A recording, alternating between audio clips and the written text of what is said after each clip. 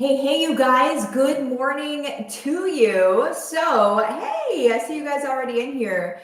Good morning. Today we're talking about being an introvert in sort of like not in the business world, because most of us aren't here because we want to be business people, right? We just want to create a better situation for our families. We want to be able to create an income so we can bring our husband home from work, so we can travel if we want to, so we don't have to work, 40, 60, 80 hours a week away from our families, so we can actually raise our families, right? So it's weird to say, to be an introvert in the business world. I don't mean, you're going to be some high-ranking CEO and let's be how are you an introvert in that space? I don't mean that. But I mean, how are you successful in business even though you're an introvert? And so I was at an event last week, and you're kind of sitting around. As an introvert, you sit around all of the extroverts and you're like, how are we the same? How are we in the same room doing stuff together, right? And it seems like most people at networking events anyway are extrovertish, right? It seems like they are. But whenever I was asked to speak, and I'll post a video about this later on, but whenever I was asked to speak at that thing, I was like, I was talking about my family, because they were kind of asking you, about yourself, not about your business, but about yourself. And I was, you asked me about myself, and I'm going to go straight to my family because that's the most important thing to me, right? And so I was talking about my daughter, and I was talking about how we homeschool, or we did for 2 years, but we are stopping homeschooling, and she's going back to foundation here in the fall because mommy and daddy are introverts, right? And Nora, our baby, is an extrovert. And so she was like, well, shoot, I would like to go talk to people. I would like to have people around, please, right? And so she's going back. But anyway, it brought up the whole concept that I think that a lot of introverts believe that that they can't really, have income streams or have a business because they're an introvert. They feel like that, that kind of limits them and keeps them from being able to do it. But in reality, guys, and even whenever they hear that I'm an introvert, they're like, there's no way that you're an introvert. Listen, I'm in a room by myself right now, right? It's just me and a camera here, and my daughter put the bark collars on the dogs. Right? This is not me in a room full of people. And if you see me in a room full of people, things get weird pretty fast, like I need to be like, I'm good with one-on-one. I'm good with like small-ish groups, but the group starts to get to a certain size, and I'm like, okay, this is uncomfortable. I don't know who to listen to. Like, I don't know. Like, there's too much happening at once, and then I'm just like, okay, I need to go somewhere. But let's also define what an introvert is, because I think people have the wrong idea about an introvert. I think a lot of people, please show me how to people without totally peopling. Yes, exactly, Michelle. But an introvert really just means that you fill up, right, by being alone. Means that whenever you hit a wall, that you hit complete depletion, so you could be out. I love people. Don't get me wrong. I love people. It's not that I don't like people. Whenever people define an introvert, usually it's because like, oh, they don't like people much. No, it's not that we don't like people. It's that we get drained by that, right? It's not that we don't like you. You just drain us, right? sorry. It just is what it is. But yeah, it's that we love being around people for the most part, right? Love being around people. It's just that whenever we are, it's draining and we hit a wall. And whenever you hit the wall as an introvert, it's like, oh my gosh, somebody take me out on a stretcher, right? Because it's not that we skid into the wall. It's not that we know the wall is coming and then all of a sudden we're like, shoot, I can no longer function. It's you hit the wall and are like, okay, well, I'm done. And anybody, whenever you hit a wall and you're totally drained, like how do I say this? The niceties kind of go away and you don't really want to be in public whenever you're just, how you've seen those memes before, right? That say,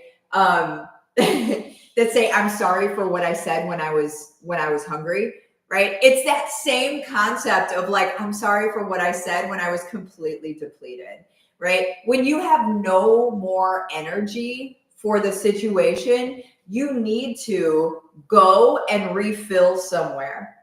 And so for me, it's going into a quiet, dark room. So if I'm at an event, usually I'll get a hotel room, even if I'm not staying at the hotel there, so I can go be somewhere by myself in the quiet.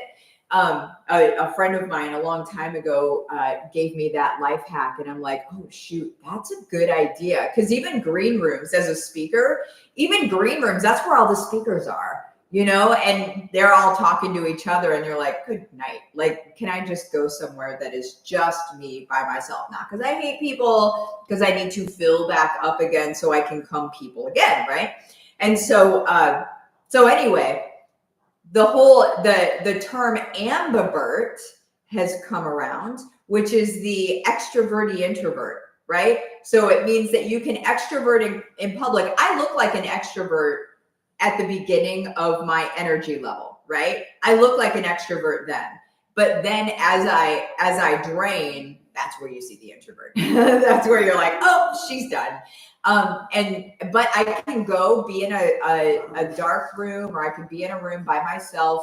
I could fill up for, 30 minutes, 45 minutes. Just give me some time to be able to it's kind of, for me, and tell me if it's like this for you, it's kind of like you're just decompressing, right? You're processing everything, but you're decompressing, or you're defragmenting. You know how you defrag a computer? Do we even do that anymore? I don't know. But used to be a time, guys, where we would defragment a computer, where it would get to like almost, it would just be like staticky too much.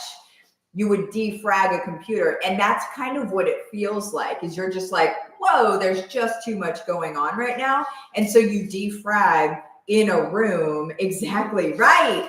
Yes. You defrag, and then you can go back out into the world and be, a kind, loving human being. But let's talk about the secret, like our secret superpowers of being an introvert. What does it do for us? What are we lucky for, right? Because we're an introvert.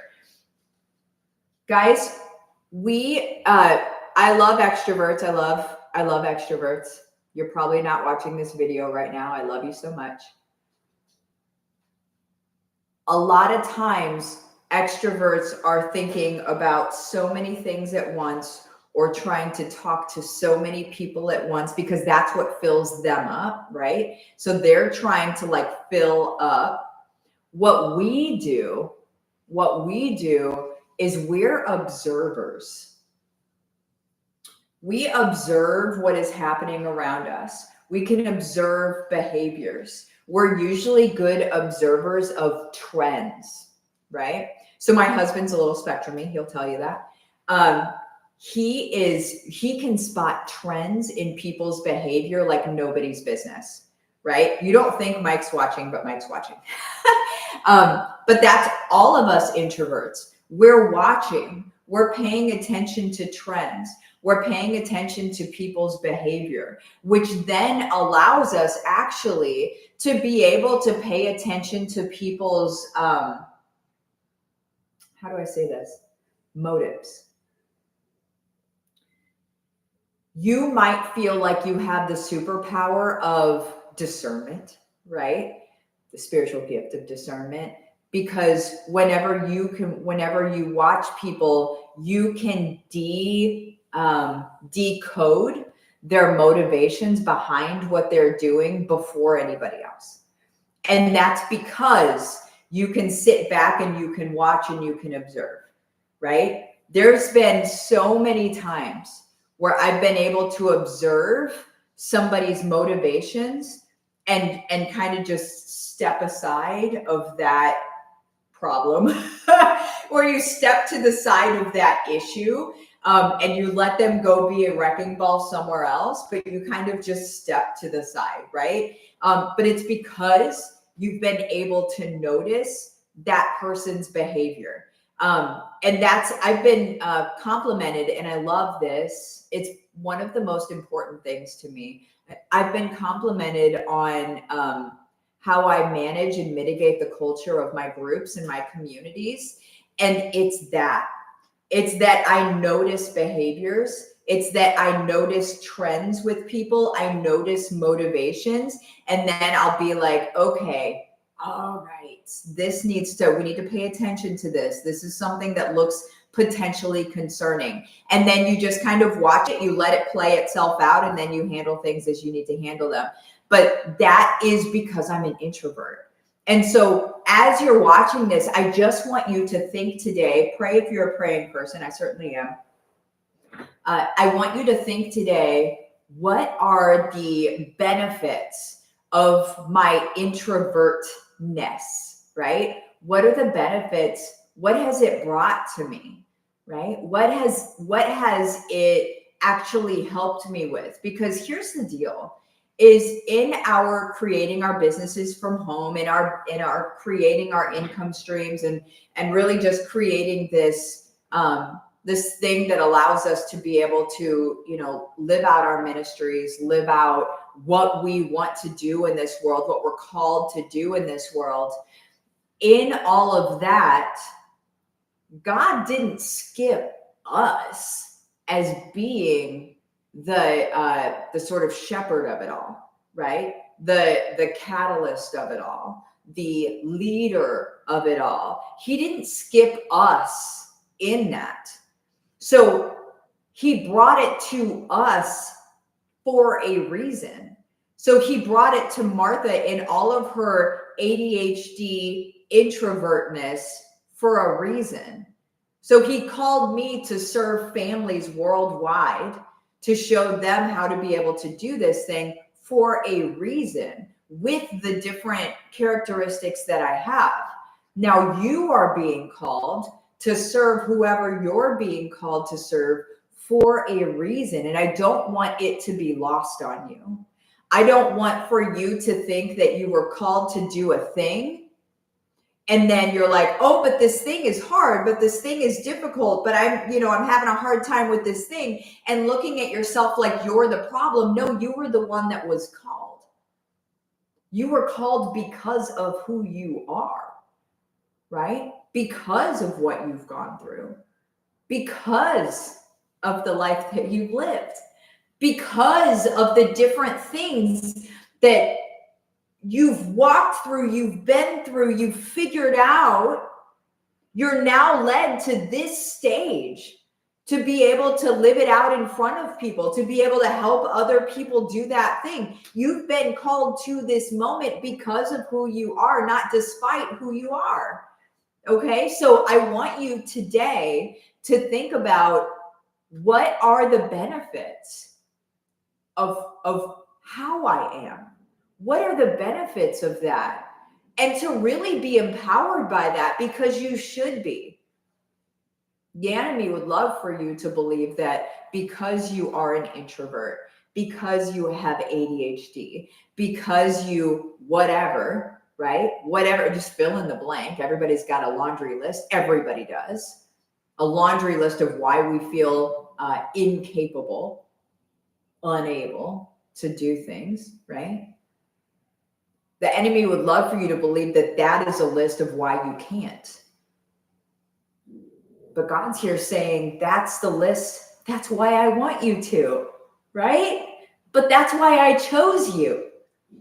So don't allow the side talk, the negative self-talk, all of that silliness. Don't allow that to get in the way of what you're actually doing here, because it's so much stronger than anything that you could have ever believed possible. You do have to step into it. You do have to say, okay, yeah, I'm going to do this. Okay, yeah, maybe I started it. Maybe I've had a couple false starts before. Maybe I've tried to do different things and they didn't work out. Maybe that was the case before, but today is different. Now is different. I start over. I start new. We do this. We do this. I love you guys. I will see you later. Adios.